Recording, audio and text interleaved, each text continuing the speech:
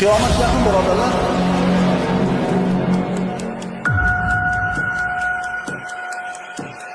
Qiyomat uzoqday tuyulardi birodarlar. Lekin mana shu oxirgi oyda qiyomat yaqinday ko'rinib qoldi mening nazarimga.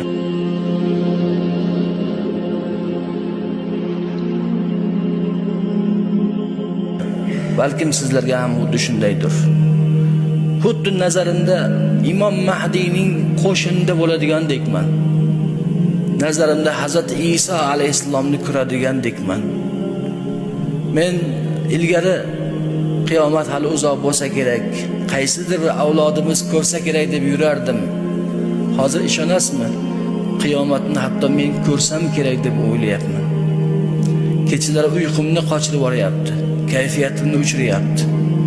Har kuni bu fikr meni tark etmayapti.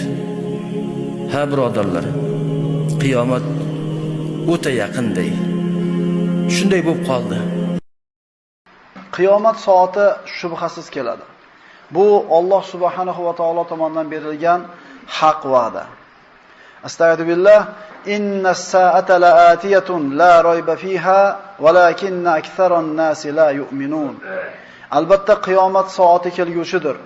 U haqida shak shubha yo'qdir, lekin ko'p odamlar uning kelishiga iymon keltirmaslar. Va innas sa'ata la'atiyatun fafsahis safhal jamil. Soat, qiyomat ham shak shubhasiz kelguchidir. Bas shunday ekan, ey Muhammad, siz johil kimsalarning yetkazayotgan ozor aziyatlarga sabr toqat qiling va ulardan chiroyli yuz o'girish bilan yuz o'giring. Fa inna ajalallohi la'at va huwas samiul alim. Albatta Alloh belgilagan mukofot va jazo fursati shak shubhasiz kelguchidir. U eshitguvchi, bilguvchi bo'lgan zotdir. Allohu la ilaha illahu la yajma'annakum ila yawmil qiyamati la rayba fihi va man asdaqu minallohi haditha. Yolg'iz Allohdan o'zga hech qanday iloh yo'qdir. U sizlarni hech shak shubhasiz bo'lgan qiyomat kunida to'playdi. Allohdan ko'ra rostgo'roq kim bor? Alloh subhanahu va taolo qiyomat kunini kelishligini haqli mana bu qancha oyatlarda siz bilan bizga bayon qildi. Qiyomat soati Alloh taqdir qilgan kunda, taqdir qilgan soatda keladi.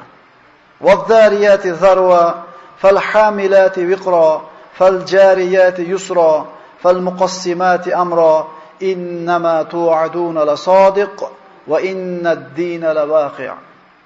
Bulutlarni surib ketguvchi shamollarga, yuk yomg'ir tashuvchi bulutlarga, suv yuzida yengil suzib boruvchi kemalarga va Allohning amri bilan barcha ishlarni taqsimlaguvchi farishtalarga qasamki, sizlarga va'da qilinayotgan narsa qayta tirilish shak shubhasiz haqqi rostdir. Va albatta qiyomat kunida hisob-kitob qilingandan keyin jazo mukofot voqe bo'lguchidir. Qiyomat haq, Alloh subhanahu va taolo bunga haqligiga va'da bergan, qasam ichgan, Alloh ta'til qilgan kunda bo'ladi.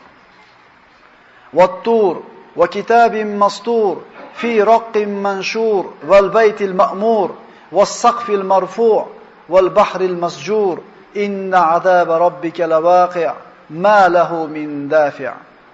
Tur tog'iga, ochiq sahifaga yozilgan kitob Qur'onga, Baytul Ma'murga, baland ko'tarilgan tomga, osmonga va to'lib toshigan dengizga qasamki, Parvardigoringizning azobi shak shubhasiz voqea bo'lguchidir. Uning uchun biron daf qiluvchi yo'q, to'siq yo'qdir. Kofirlar qiyomatni borligini inkor qilishdi. Qiyomatni borligiga iymon keltirishmadi. Alloh subhanahu va taolo ularga shunday javob berdi. Va qala allazina kafaru la ta'tina as-sa'a qul bala va robbi la ta'tiyannakum. Kofir bo'lgan kimsalar bizlarga qiyomat soati kelmas dedilar. Ey Muhammad, ularga ayting, yo'q. G'aybni bilguvchi Parvardigorimga qasamki, shak shubhasiz u qiyomat sizlarga albatta kelur. Quyida qiyomat haqida Alloh taoloning aytgan ba'zi bir oyatlarni o'qigan bo'ldik. Qiyomatning qachon bo'lishigini Alloh subhanahu va taolo o'zini ilmi azalisida yozib qo'ydi. Va bu ilmni faqat o'ziga xos qildiki, na bir payg'ambar, na bir muqarrab farishtaga bu ilmni bildirgani yo'q.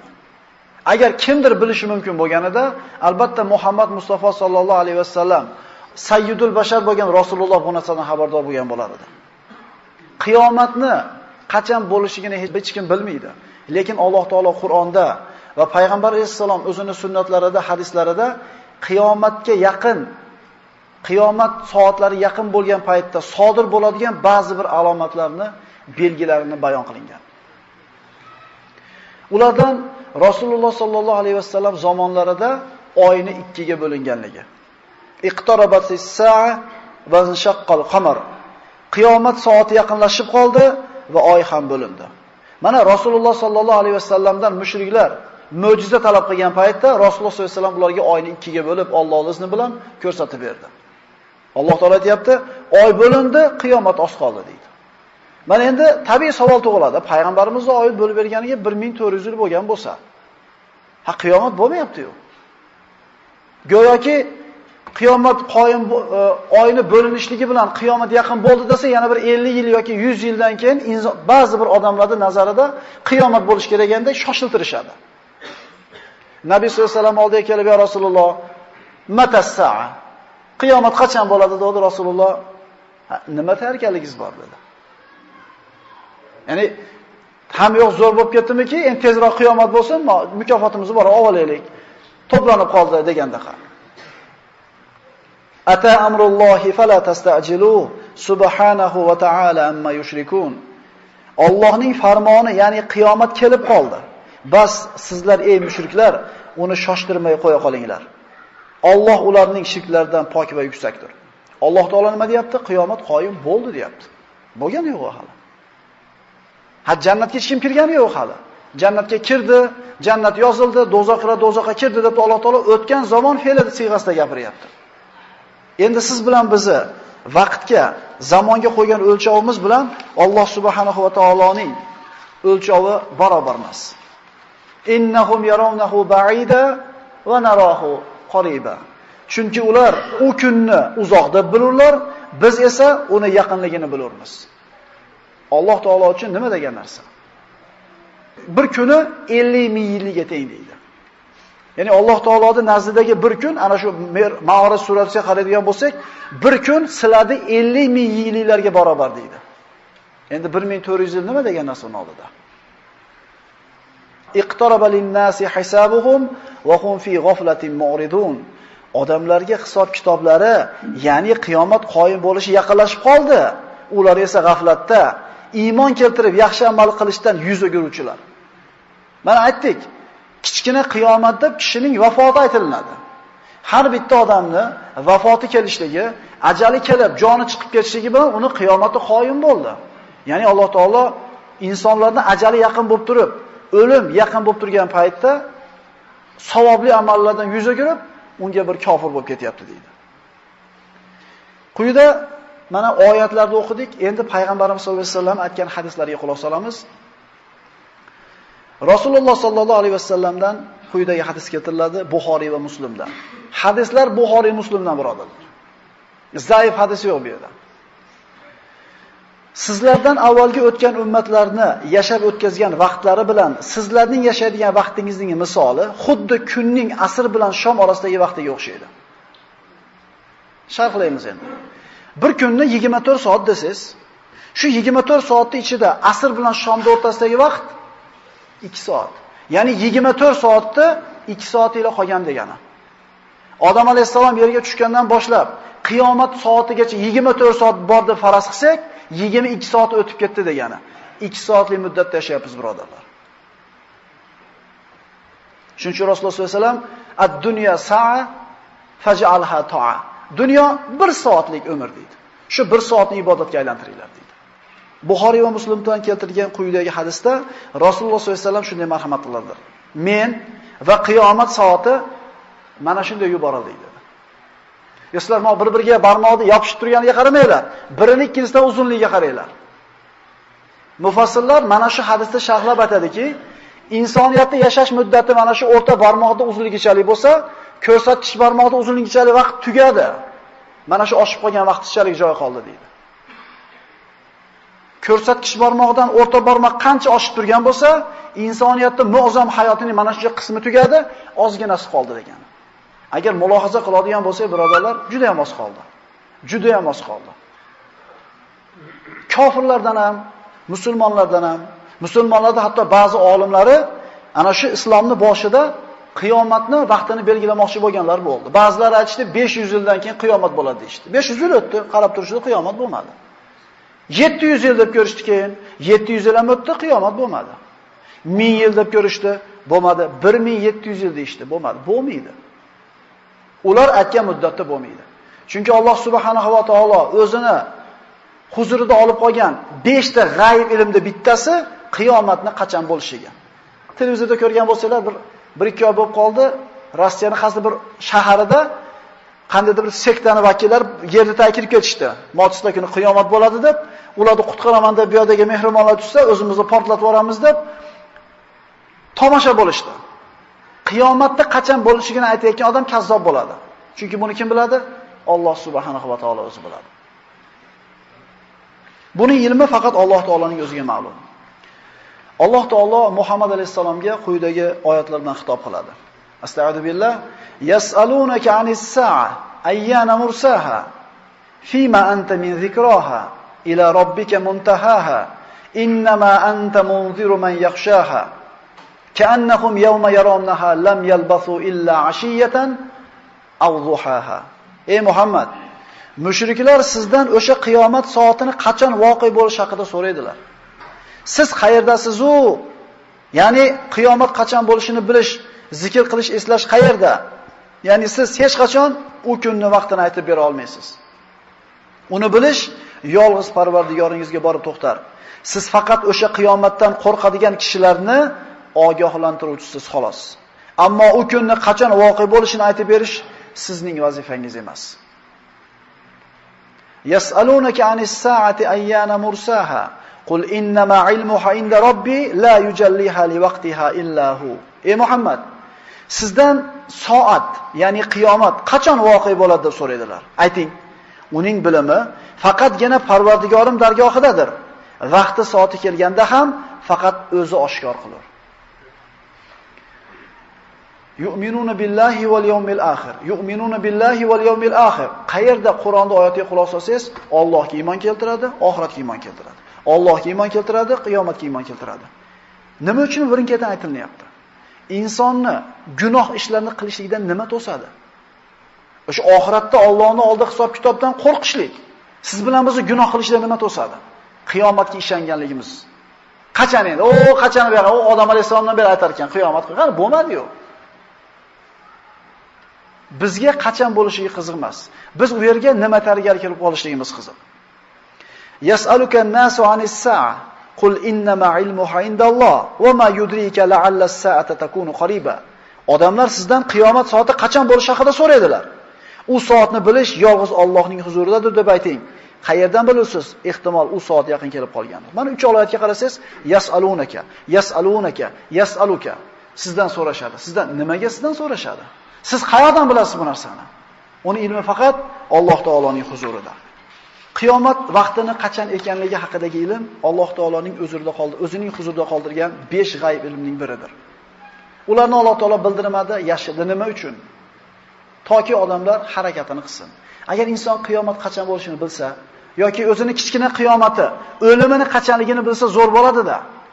Gunoh ma'siyatda isrof qilib yurib, o'limiga 1 yil yarim yil qolganda harakatini qilib qoladi. Imtihonligi shundaki, qachonligini bilmaysiz. Doimiy suratda tayyorgarlik kerak bo'ladi.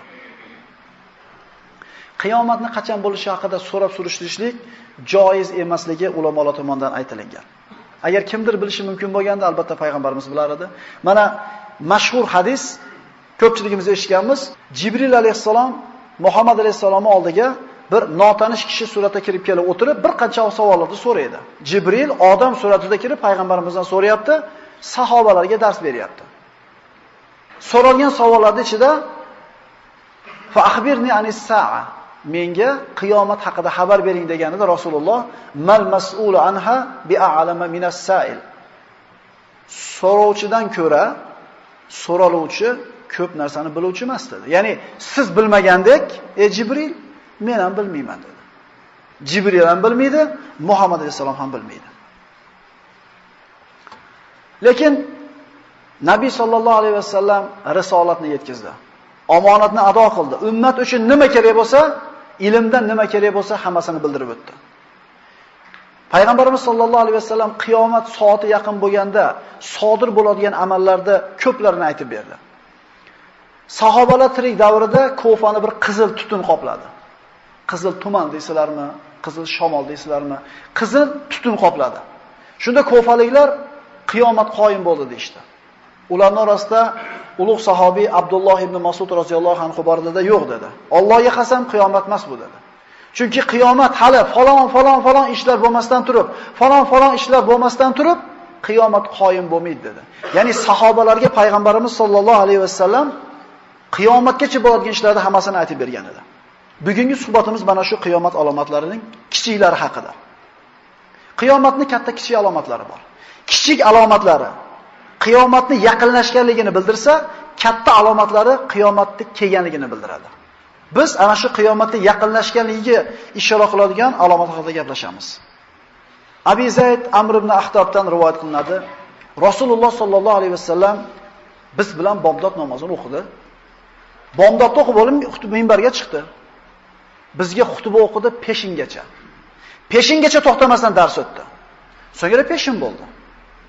Tushib peshinda o'qidi. Peshinda o'qib bo'lib yana minbarga chiqdi, asrgacha xutba aytdi. Asrgacha dars o'tdi bizga.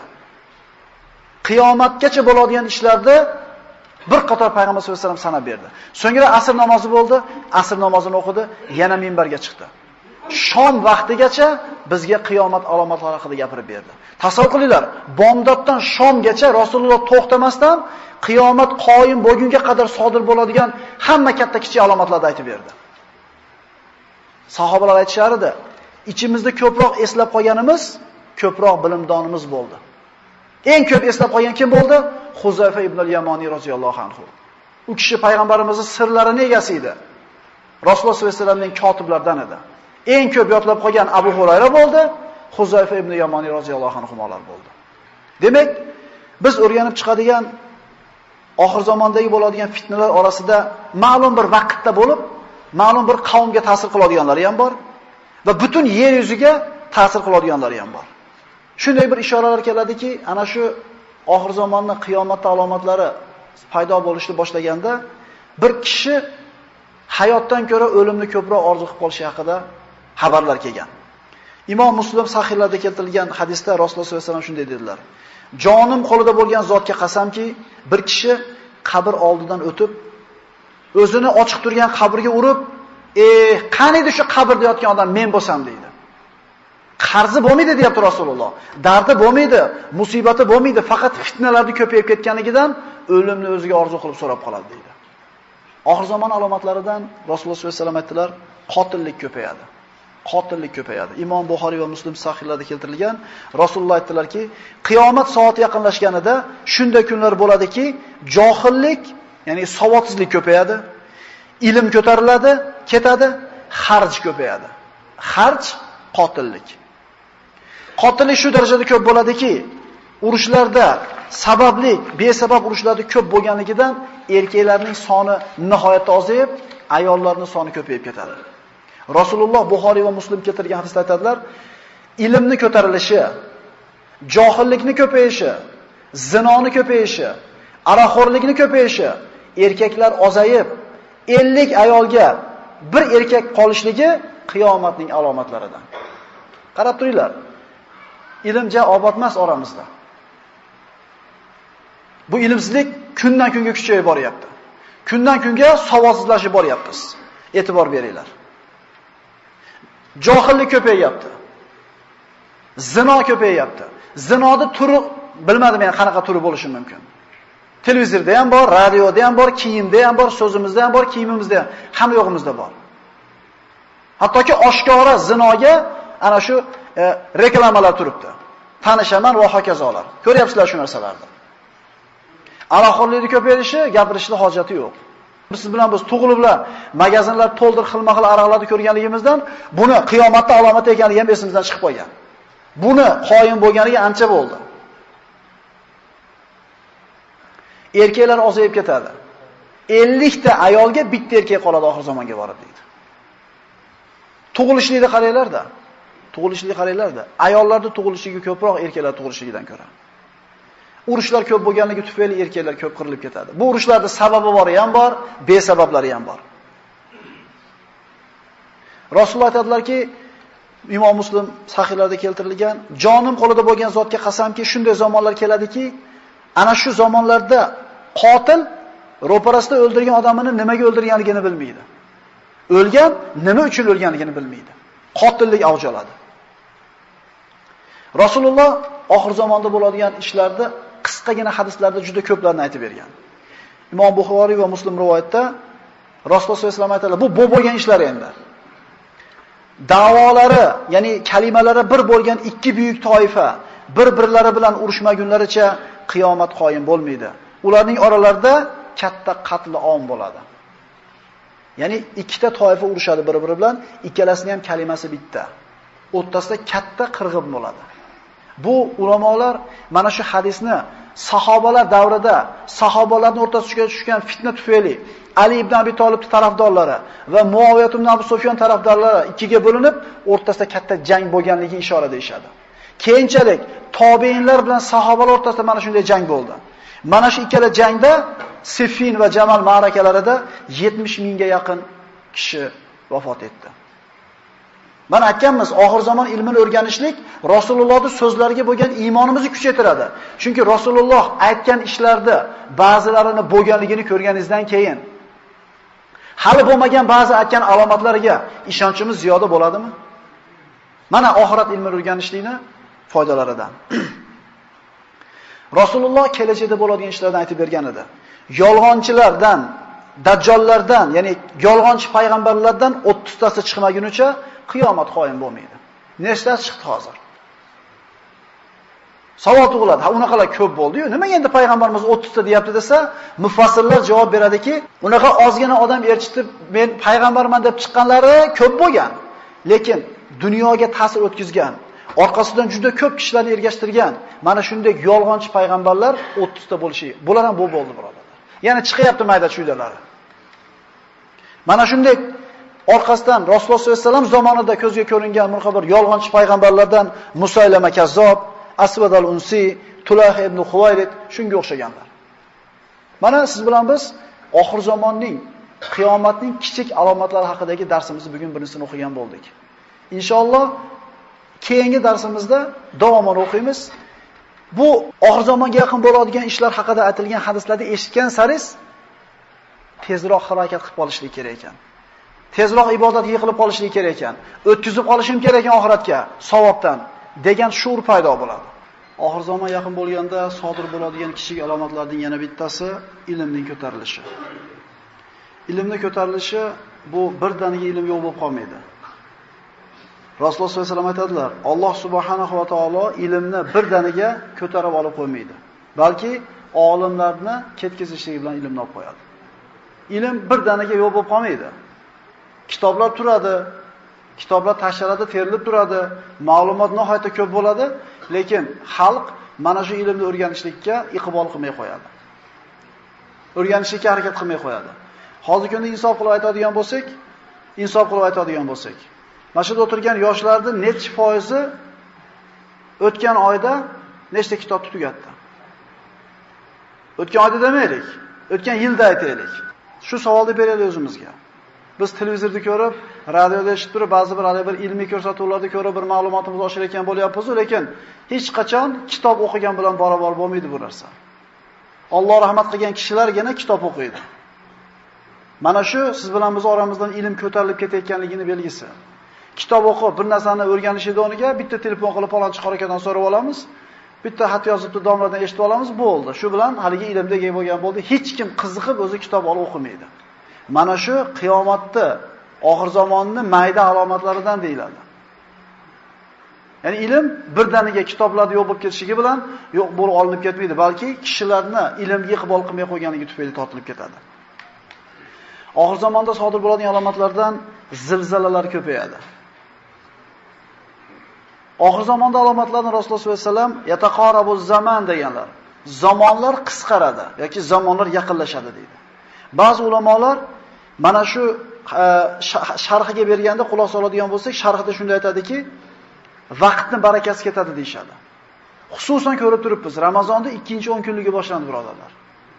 Kecha Ramazon keldi deyatuvdik. Kecha bir hafta bo'pti deyatuvdik. Mana bugun 2-10 kunlik boshlandi deyapmiz. Birodarlar, his qilyapsizlarmi vaqt o'tayotganligini? Biz nimaga Ramazonda 10 kun o'tganligini hozir aytyapmiz. Chunki sanaymizda Ramazonni 5-kuni, 6-kuni deb. Endi bunaqa oydan qanchasi, bunaqa yildan qanchasi o'tib ketyapti. Uylanganlar qaranglar, necha yil bo'ldi o'tib uylanganinglarga. Uylanmaganlar qaranglarda, maktabda qachon birinchi marta ostonasini oxlab o'tganinglarga. Vaqtni qisqarishi mana shu zamon vaqtdan baraka ketishligini bitta. Hozir peshingacha bir ish qilsangiz ulgudingiz, agar peshin bo'ldimi shu bilan kun tugadi. Kattalarimiz aytsin, bolalik paytini eslasa, ertalab turib molini qo'yini haydab tolaga boqib kelib, yana allaqancha ishini qilib, kechki paytga borganda ham bir vaqt oshib qolar edi. Hozirgi kunda ulgurmayapmiz. Vaholanki avvalgilar e'tibor beringlar. Eskilar to'y qilgan paytda piyada yurib, hamma qarindoshlariga aylanib kelgan, birortasi qolmagan, ulgigan hammasiga. Hozir bo'lsa telefon bor, mashina bor, hamma yo'q bor, yana ulgurmayapmiz. Nimani belgisi shu? Oxir zamonda belgisi vaqtdan barakani ketishligi. Yana ba'zi bir olimlar esa mana shu 24 soat, 18 soat yoki 16 soatga qisqarib qoladi deganlar ham bor ekan sharh berganlar ichida. Ya'ni 24 soat, bundan 1000 yil burun 24 soat deylik, hozirga kelib turib o'sha paytda 18 yoki 16 soatga yaqin bo'lib qoladi degan sharhlar ham bor ekan. Yana zamonaviy olimlarning bergan sharhida esa vaqtni qisqarishidan maqsad uzoq masofaga uzoq vaqt talab qilinmay qo'yadi. Ya'ni hajga borib kelgan 6 oy vaqt ketgan bo'lsa, avval piyoda yoki otda. Hozir ma'lum bir haftalar ichida borib kelinyapti. Yoki bir xabarni boshqa bir mamlakatga yetkazishlikka 10 kun vaqt ketsa, hozir bir necha sekund o'zi yetyapti. Vaqt qisqaradi degan so'zni mana shunday bir sharhlarni ulamolarimiz keltirib o'tadi. Oxir zamonda alomatlaridan fitnalar ko'payadi, harj ko'payadi. Harj bu qotillik. Mana kechagi suhbatimizda bu narsa haqida to'liq aytib bergan bo'ldik. Oxir zamonda alomatlarini Rasululloh sollallohu alayhi vasallam aytadilar, bu sahih hadislar. Oralaringizda mol dunyo ko'payadi. Mol egasi uning sadaqasini qabul qiladigan kishini izlab g'am chekadi. Ya'ni mol dunyo shunday ko'p bo'ladiki, sadaqa oladigan yoki zakot oladigan odamni istab topishlik amri mahol bo'lib qoladi. Bu bo'ldimi, bo'lmadimi? Nima deysizlar? Biz o'zimizni islomimizni tarixini o'qimaganligimiz uchun nima turibmiz? Agar o'qigan bo'lganimizda aytardik, ha, bu bo'lgan. Umar ibn Abdulaziz davrida zakot oladigan odam qolmagan. Odamlar do'ppisiga tillasini solib, qaysi odam kambag'al ekan deb istab yurgan. Biz tariximizni bilmay, shunday bir zamoni saodat bo'lganki, birodarlar, payg'ambar sollallohu alayhi vasallam asridan keyin mana Umar ibn Abdulaziz bor yo'g'i 2 yil 4 oy xalifa bo'lgan. Umar ibn Hattobning zurriyotidan bo'lgan bu kishi. Lekin adolat bilan hukm yurgizgan podshohga Alloh taolo raiyat uchun qanday barakot to'kib qo'ydi. 2 yil 4 oy podshohlik qildi, xalifalik qildi, barakot shunday yog'ilib ketdi. Zakot oladigan, sadaqa oladigan odam qolmadi. Bu bo'lib o'tdi bu. Bu alomati bo'lganiga 1000 yil bo'lyapti, birodarlar. O qachon kelar ekan o'sha davr? Zo'r bo'lsa kerak, hamma boy bo'lsa deb kutmaylik. Bu bo'ldi bu narsa. Ayni biz ummat ustida bo'ldi. Nabiy sollallohu alayhi vasallamdan boshqa hadislarda keladi, bir kishi boshqa kishining oldiga borib sadaqasini bersa, u agar kecha kelganingizda qabul qilar edim, bugungi ehtiyojim yo'q deb javob beradi deydi. Bu aynan ana shu Umar ibn Abdulaziz zamonlarida bo'lgan ishlar. Bu alomat bo'lib bo'lganiga 1000 yildan o'tdi. Rasululloh sallallohu alayhi vasallam oxir zamonda alomatlarni sanab o'tar ekan, antara khufatal uratal alata ri'a ash-sha'i yatatawaluna fil bunyan. Jibril alayhissalom notanish odam suratida kelib payg'ambarimiz oldiga o'tirdi, mashhur hadis. Iymon haqida, islom haqida, ihson haqida so'radi, payg'ambar alayhissalom javob berdi. So'ngra Jibril aytdi, qiyomat haqida gapirib bering dedi. Payg'ambarimiz bu inson ko'rinishida o'tirgan ro'parasidagi Jibrilga sizdan men ko'p bilmayman dedi. Unda uning alomatlari haqida aytib bering deganida alomatlardan shuni sanadiki, yalang oyoq, yalang'och, notayin qo'y boqarlar binolarni musobaqaga bir-biridan kim o'zlariga baland soladi dedi. Ya Rasululloh, bu yalang oyoq, yalang bosh, betayin cho'ponlar kim deganda arablar dedi. Mana Dubayda qarang, boshqa arab mamlakatlarini qarang, ana shu baland binolarda solishida musobaqa o'ynayapti. Bizda yo'q unaqa binolar. Payg'ambar sollallohu alayhi vasallam ayni nima deb javob beryapti? Arablar deyapti. Bo'lyaptimi? Birodarlar, oxir zamon haqida aytilgan alomatlarning maydalari, ya'ni kichik alomatlari qoyim bo'ldi, kattalariga qoldi faqat. Endi Alloh saqlasin, kattalardan bittasi boshlasa zohir bo'lishlaydi. Qolgani xuddi tasbehda ipini uzib qo'ysangiz, birinikidan ikkinchisi shotirab tushib ketgandek, birini quvib ikkinchisi keladi. Oxir zamonda alomatlaridan Rasululloh sollallohu alayhi vasallam aytadilar, shunday fitnalar ko'paydiki, bir kishi boshqa bir kishining qabri oldidan o'tib, qaniydi shu mayitning o'rnida men bo'lsam deb qoladi. Vaholanki buni dardi ham bo'lmaydi, birolardan qarzi ham bo'lmaydi. Fitnaning ko'pligidan hayotdan ko'ra o'lim uchun afzal bo'lib qoladi. Oxir zamonning sanalgan alomatlaridan kun o'zining botishidan chiqadi. Bu oxirgi vaqtda bo'ladigan eng katta alomatlardan. Imom Buxoriy va Muslim rivoyat qilgan quyidagi hadisda Rasululloh sollallohu alayhi vasallam oxir zamonda sodir bo'ladigan 6 ta alomatni xos aytib o'tdilar. Avf ibn Malik roziyallohu anhudan: biz Nabiy sallallohu alayhi vasallam bilan Tabuk g'azotida birga edik. U zotning oldiga kelganimda, u zot teridan tikilgan kapan ichida o'tirardi. Menga qarab turib, "Ey Avf, qiyomatga yaqin sodir bo'ladigan 6 ta narsani sanagin" dedi. Ya'ni hozir payg'ambarimiz sollallohu alayhi vasallam qiyomat soati yaqin bo'lguncha sodir bo'ladigan 6 ta ishni aytib o'tadilar. Mening vafotim dedi. Bu istu ana vassa hatayn degan Rasululloh. Men va qiyomatni mana shunday yuborilganmiz dedi. Ya'ni men kelishligim oxir zamonning belgisi. Endi vafotim oxir zamonga yana yaqinlashganligini belgisi. Ikkinchi belgi Baytul Maqdisning fath qilinishi. Baytul Maqdis Quddus yoki Yerusalim. Umar ibn Hattob davrida fath qilindi. Payg'ambarimiz aytgan u bashorat ham amalga oshdi. Ikkinchisi ham bo'ldi. So'ngra sizlarning oralaringizda nochor qo'ylarni o'lim olib ketgandek bo'ladigan katta o'lim. Bu Umar ibn Hattob davrida Amvos vabosi deyiladi. Shunday bir vabo bu keldiki, bu musulmon ummatining ustiga juda ko'pchilik kishi qirilib ketdi. Bu aytgan payg'ambarimizning alomati ham zohir bo'ldi.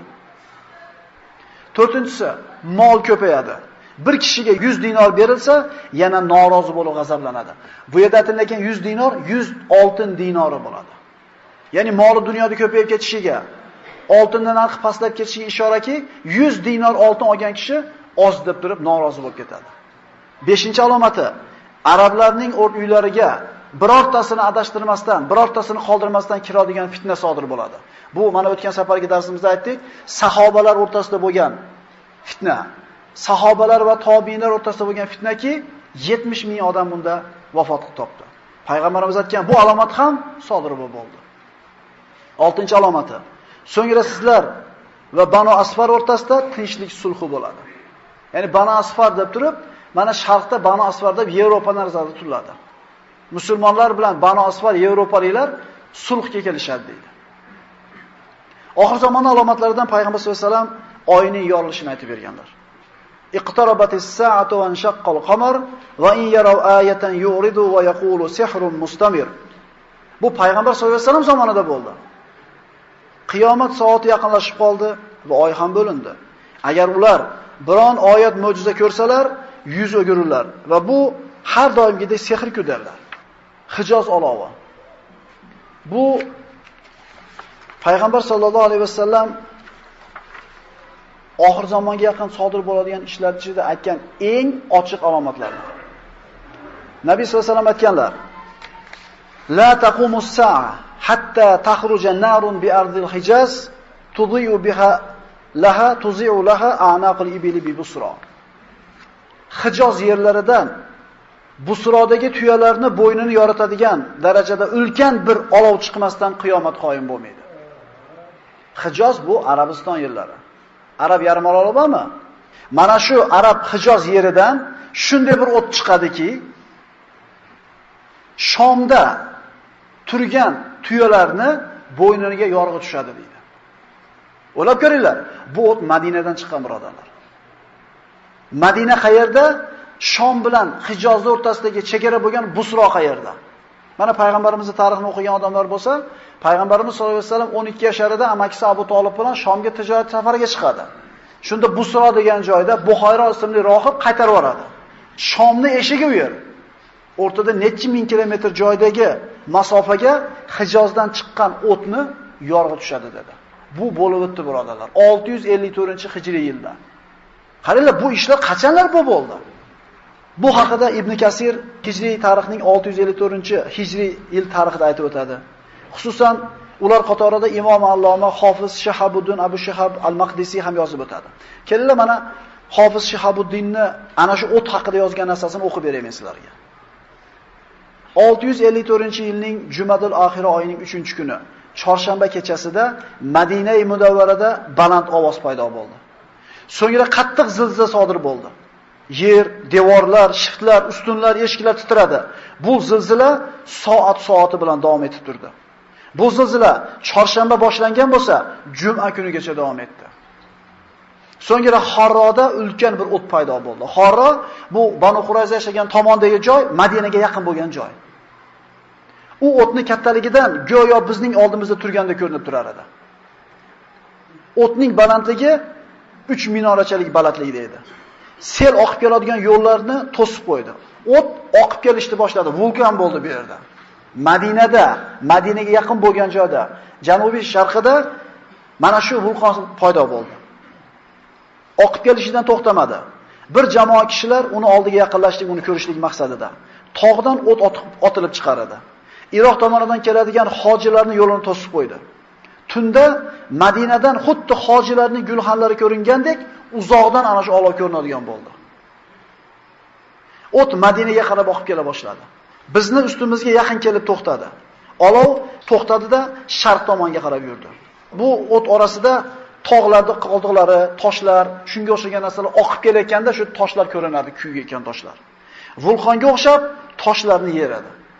Bu holda Alloh taolo Qur'onda aytgan ayni holat bo'lar edi. Innaha tarmi bi shararin kal qasr ka'annahu jimalatun sufr. Darvoqi dedi Alloh taolo, u jahannam har tomonga, har biri qasrdek, xuddi sariq tuyalarga o'xshagan uchqunlarni otib turur. Xuddi shu narsa bo'ldi bizda deydi. Men bu maktubimni 654-yilning Rajab oyida payshanba kuni yozayotganimda bir oy o'tdi o'rtadan. Hali olov to'xtamagan edi. Bu vulqon bir oy oqdi. Bu o'tni Yambo ahli ham ko'rdi. O'zlarining qozilarini Madinaga xabar olib kelishlik uchun yuborishdi. U Madinaga kelib, ko'rib holatni, o'zini ahliga borib, bu bo'layotgan ishlarni ta'riflashlikka tili ojiz bo'ldi.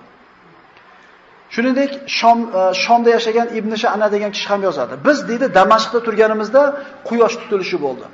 Bir oy Madinada oqqan bu vulqonni tutuni shunday bir osmonni qopladiki, Siriya Damashqni bilasizlar.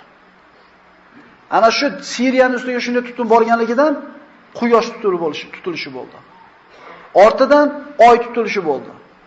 Quyosh tutilib nurli pasaygan paytda xuddi quyoshga tutun qoplab kusuf deyiladi mana. Quyosh tutilib qolgan paytda o'tni yorug'i tushganligidan devorda o'tni aksi ko'rinardi deydi.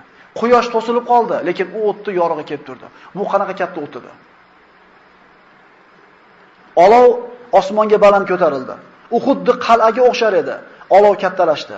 Odamlar qo'rqib Masjidun Nabaviyga qarab borishdi. Boshlarida kiyimlarini yechib, o'zlarini e'tirof qilishib gunohkorliklarini Alloh taolaga istig'for aytishdi. Ayollar, yosh bolalar uylaridan chiqib, Alloh taolaga xolis duolar qildilar. Olovning qizil rangi butun osmonni qopladi. Odamlar kunduzi go'yo oy yorug'ida turgandek edilar. Kunduzgi holat oy yorug'ida turgandek turar edi. Nimadan? Tutunning ko'pligidan, osmon qoplanganidan. Odamlar halok bo'lishlariga ishondilar. Shu kecha odamlarning hammasi masjidda qoldi. Kimisi Qur'on o'qigan, tasbih, takbir aytgan, ruku, sajda qilgan, duo qilgan holda tong ottirdilar. Qilingan tavba tazarrurlar sabab o't ortiga qaytdi, pasaya boshladi. Shu zamonda yashab o'tgan ulug' olimlarimizdan Imom Navoiy aytadiki, 654-yil, ya'ni bizning zamonamizda Madinada bir olov paydo bo'ldi. Bu buyuk olov edi. Madinaning janubi sharqida. Menga Madina ahlidan bo'lgan bir kishi xabarini berdi. Sadaqa Rasululloh sallallohu alayhi vasallam.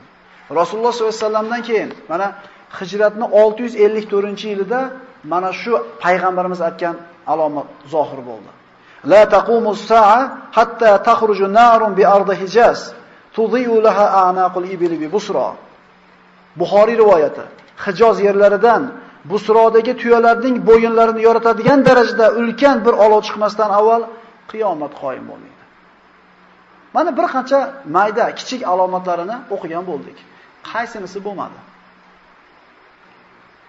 Birodarlar, bu bo'ldi emas. Mana inshaalloh ertaga o'sha kichik alomatlarning bir qismini o'qiymiz.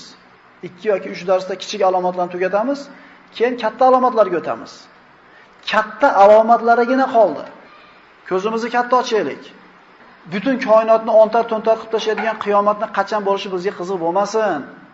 Chunki uyqu kichik o'lim bo'lsa, insonning haqiqiy o'limi kichik qiyomat deyiladi.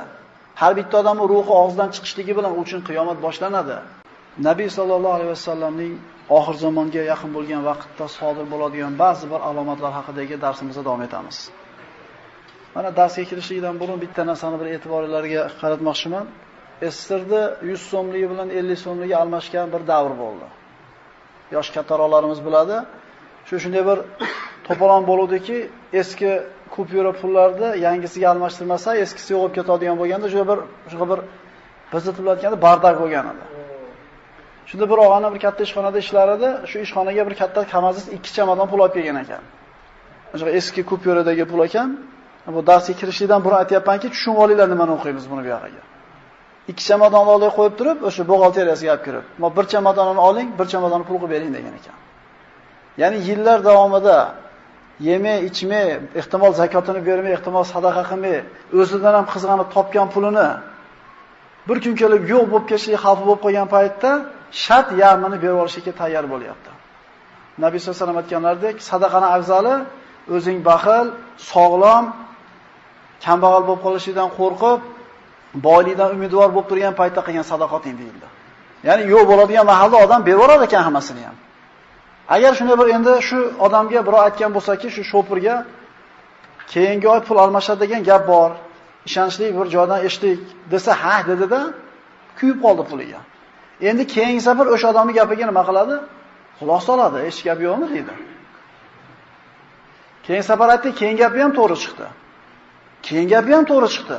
Bora-bora shu odamni maslahatsiz hech qanday ish qilmay qo'yasiz, shunday emasmi?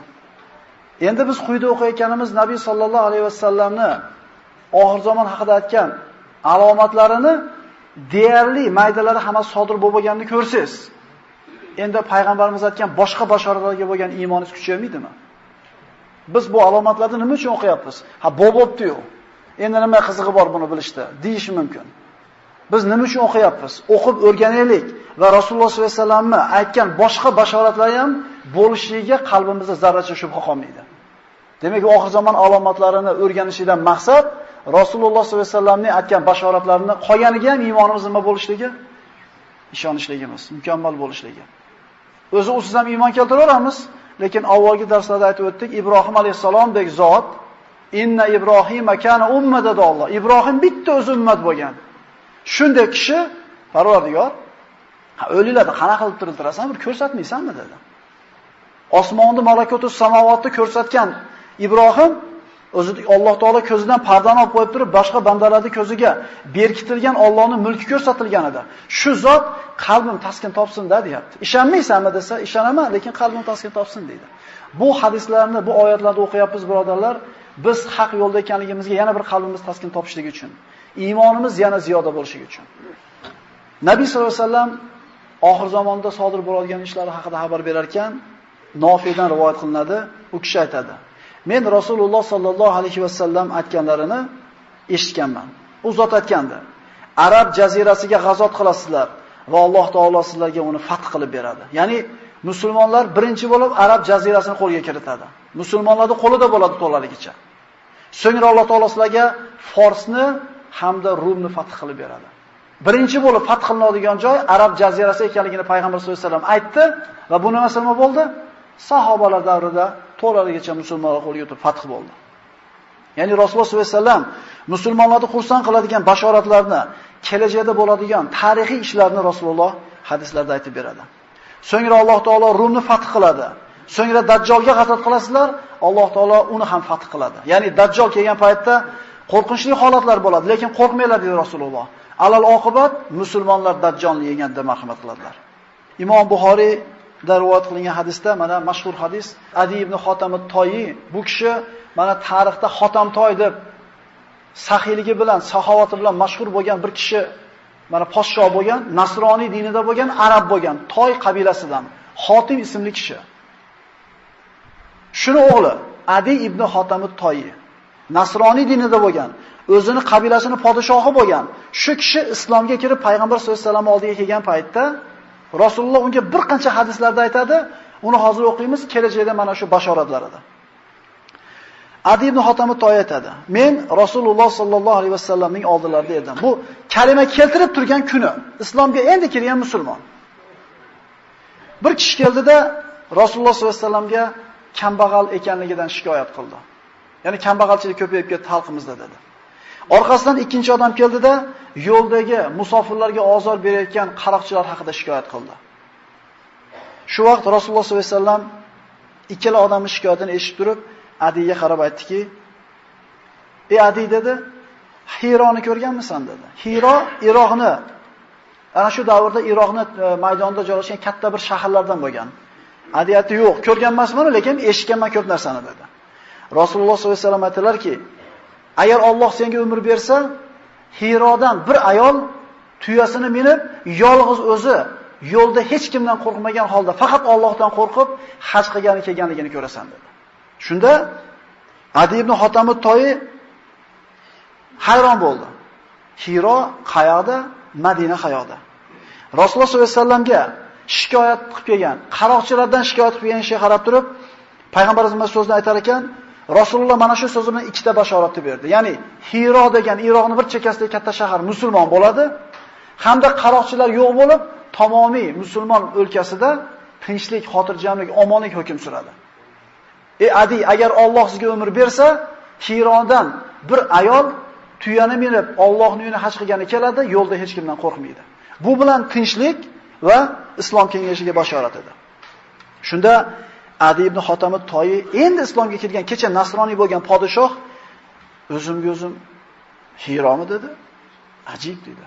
Hiro bilan Madina o'rtasida hamma yoqda urushga, janjalga to'g'izib tashlagan meni Toy qabilam bor u. Ular qayerda qoladi? Ajoyib dedi. Ishongingiz kelmadi. So'ngra Rasululloh davom etdi: "Ey Adi, agar Alloh senga umr beradigan bo'lsa, Kisroni boyliklarini egallaysizlar va Allohning yo'lida sarf qilasizlar" dedi.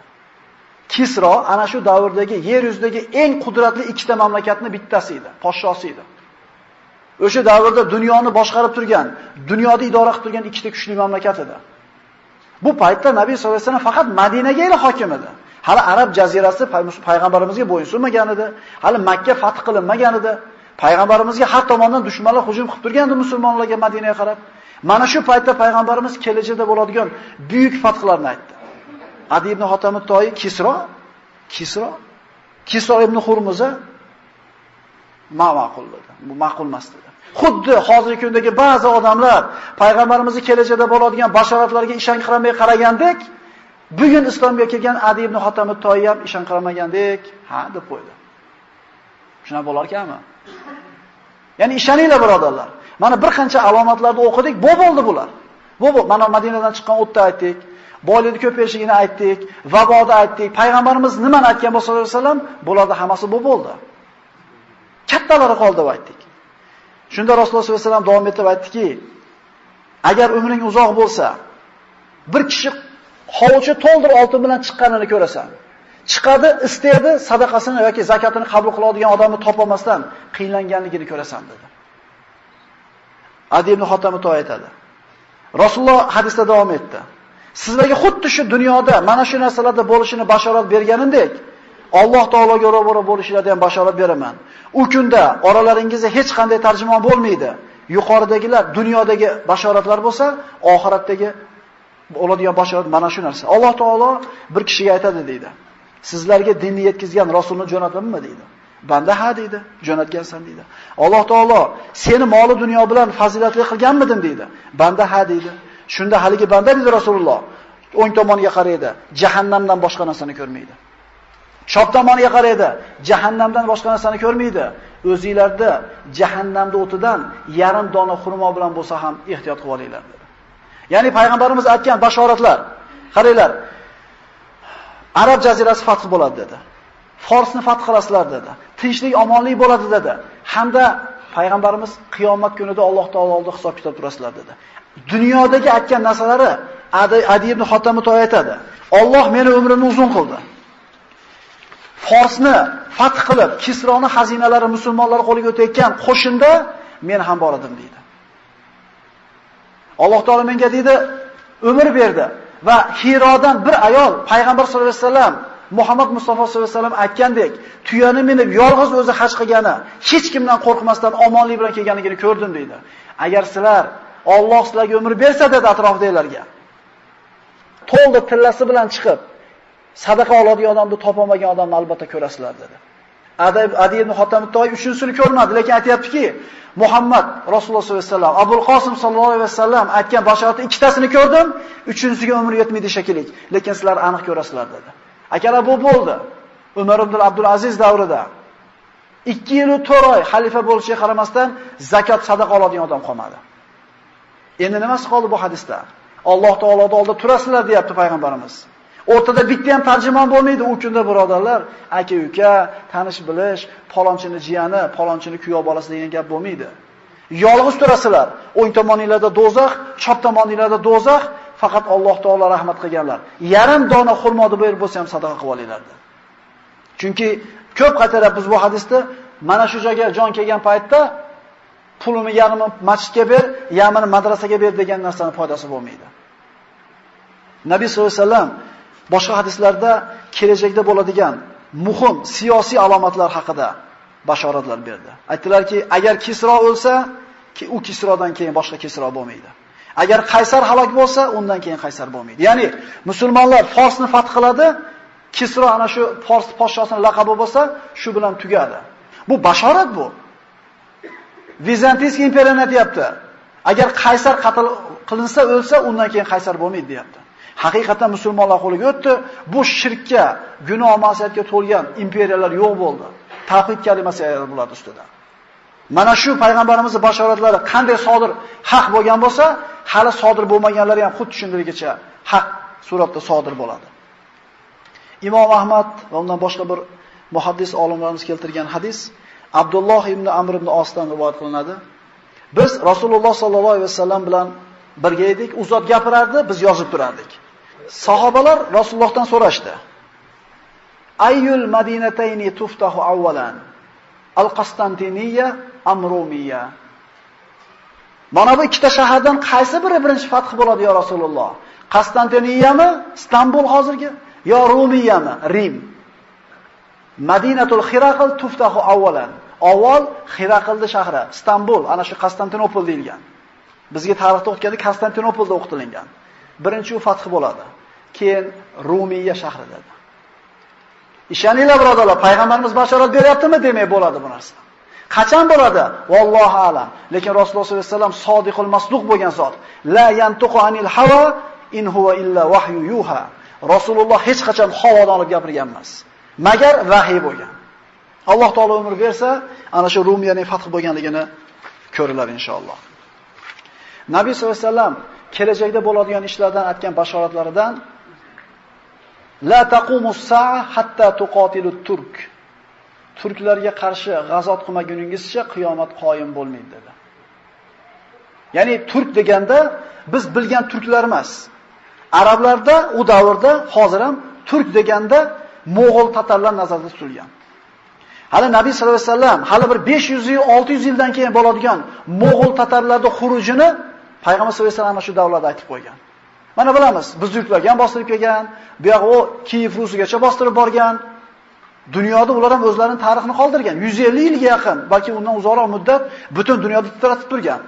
Rasululloh aytayapti, ana shu oyoq kiyimlari jundan bo'lgan qavm bilan urushmaguninglarcha. Boshqa hadisda turklar, ya'ni Mo'g'ul tatarlarga qarshi urushmagunlarcha qiyomat qoyim bo'lmaydi dedi. Necha yil oldi unga? 1430-hijriy yil hozir. 650-600-yillarda bo'lgan. Necha yil o'tdi?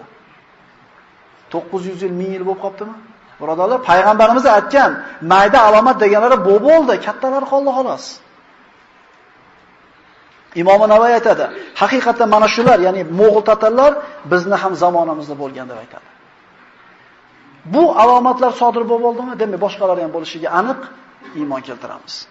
Ya'ni mana bu oxirat ilmini o'rganishlikda foydalari degan birinchi darsimizda shunday aytilgan edi. Kelajakdan bir xabardor bo'lish uchun qaysidir toifa, qaysidir mamlakatning odamlari millionlagan pullar sarflayapti. Bir yildan keyin nima bo'lishini bilish uchun, baxshilarga borayotgan, jinlar bilan muomala qilayotgan, yulduzlarga qarayotgan, xullas ming xil yo'llar sarflayapti, millionlagan pullarni sarflayapti. Kelajakdan bir sekunddan keyin nima bo'lishini aytib bera olmaydi. Berilgan emas bu. Lekin bizda mana shunday kelajak haqida aniq ma'lumotlar aytilingan ilm turib, qanday bu narsani o'rganmaymiz? Bu shunday kitobki, Qur'on, payg'ambarimiz shunday kitobki, o'tmish haqida qanday ro'y-rost gapirgan bo'lsa, kelajak haqida shunday ro'y-rost gapiradi. Nabiy sollallohu alayhi vasallam aytgan bashoratlardan havorijlarning chiqishligi. Ya'ni islom tarixida mana bilamiz, sahobalar bilan qarshi urushgan havorijlar, ular haqida payg'ambarimiz nima degan? Imom Buxoriy va Muslim rivoyati. Rasululloh sollallohu alayhi vasallam shunday deganlar. Oxir zamonda shunday yoshlar chiqadi. Oxir zamonda shunday bir yoshlar chiqadi. Ya'ni yoshlar gohida o'zlarida ilm bo'lmaganligi uchun, shijoat, g'ayrati, jasurligi qo'zib turganligi uchun ilmsizligi tufayli ba'zi bir noto'g'ri ishlarni qilib qo'yadi. Mana shunday holatlarda mana shu yoshlar o'zidan katta yoshdagi ilm ahllariga murojaat qilishligi lozim bo'ladi. Ha, ehtimol yoshlarda ilm darajasi kattalarga yetib qolgandir ehtimol. Ehtimol kattalar o'sishdan to'xtab qolgandir. Ehtimol yoshlar yangi ilm bilan kelayotgandir. Lekin kattalarda bu yoshlarda yo'q bitta narsa bor. Hayotiy tajribasi bor bo'ladi. Yoshlarda shijoatini deydi ulamolar. Keksalarda tajribasi bilan jilolaylar deydi. Ana shu havorijlarda chiqishligi haqida payg'ambar sollallohu alayhi vasallam aytganlar. Havorijlar chiqqan vaqtda mana sahobalar ham bor edi. Ular ana shu sahobalarning birortasi ularning yonida ularga qo'shilgan emas. Vaholanki ana shu davrdagi eng yosh katta kishilar sahobalar bo'lgan edi. Rasulullohning hadisini davom etkazamiz. Oxir zamonda shunday yoshlar chiqadi. Ularning aqllari past bo'ladi, tentak bo'ladi. Ular Rasululloh sollallohu alayhi vasallam so'zini hikmat bilan so'zlaydi, ya'ni hadislardan gapirishadi hammasi. Qur'on o'qiydi, lekin o'qigan Qur'oni bo'g'zidan pastga tushmaydi. Ya'ni tatbiq qilmaydi, o'qigan Qur'oniga amal qilmaydi. Ular dedi Rasululloh sollallohu alayhi vasallam, dindan xuddi kamondan o'qi chiqib ketgandek tezlik bilan chiqib ketadi deydi. Hadisni gapiradi, oyatni gapiradi, lekin amal qilmaydi. Bo'g'zidan u yog'iga o'tmaydi. Bular kamon, o'qi qanday chiqib ketsa kamondan, shunday chiqib ketadi. Va ularni uchratsangiz, ularni o'ldiringlar. Chunki ularni o'ldirishda Alloh taolo huzurida o'ldirgan odamga qiyomat kunida ajr beradi dedi. Ya'ni oyatni gapiradi, hadisni gapiradi, fitnani qo'zayotgan bo'ladi.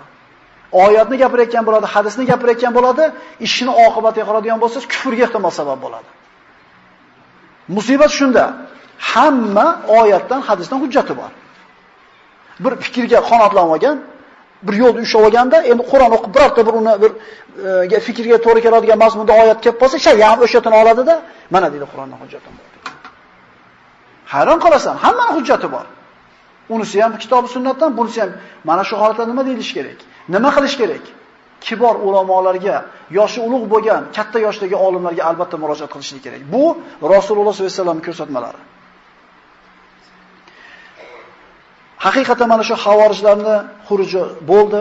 Ularda mana Amirul Mu'minin Ali ibn Abi Talib roziyallohu anhu sahobalar bilan katta jang qildi.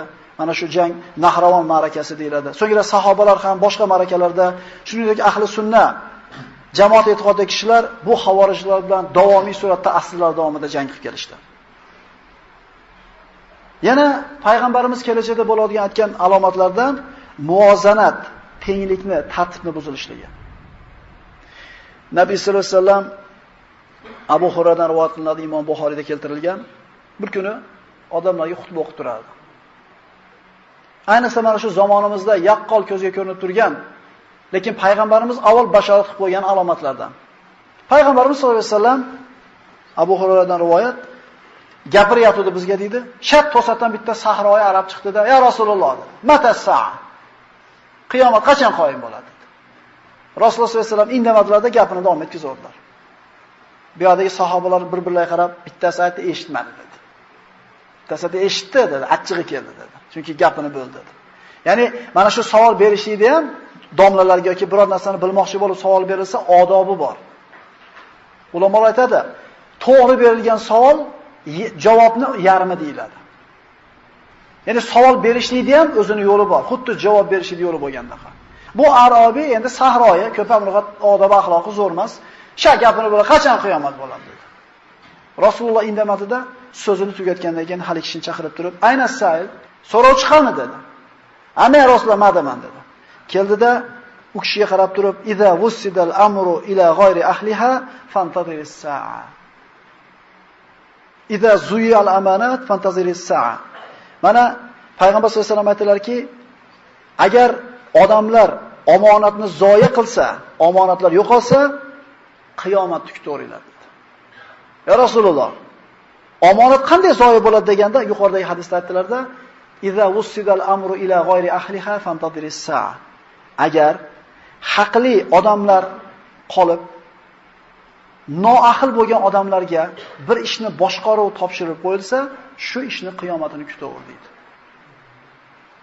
Har bitta ishni o'zini ustasi qilish kerak degani.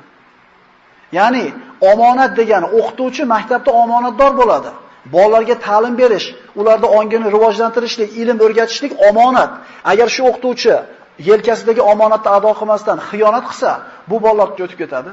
Ichida zo'r fahm farosatli, zehnli ehtimol olim, alloma bo'ladigan yoshlar bo'ladi. Shu iste'dodini yuzaga chiqaradigan o'qituvchi xiyonat qilsa, bu bola ana shu oddiyligicha qolib ketadi.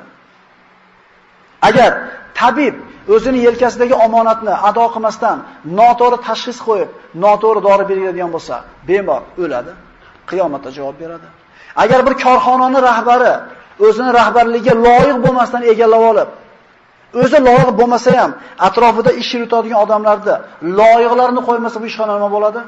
Bankrot bo'ladi. Demak, oxir zamonda alomatlardan bittasi shukanki, ishlarni boshqarishlik noahil odamlarning qo'liga o'tib ketadi.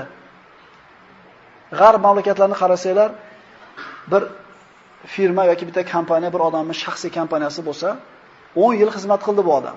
Lekin yangi bir ishchi keldiki, bundan ko'ra zo'rroq.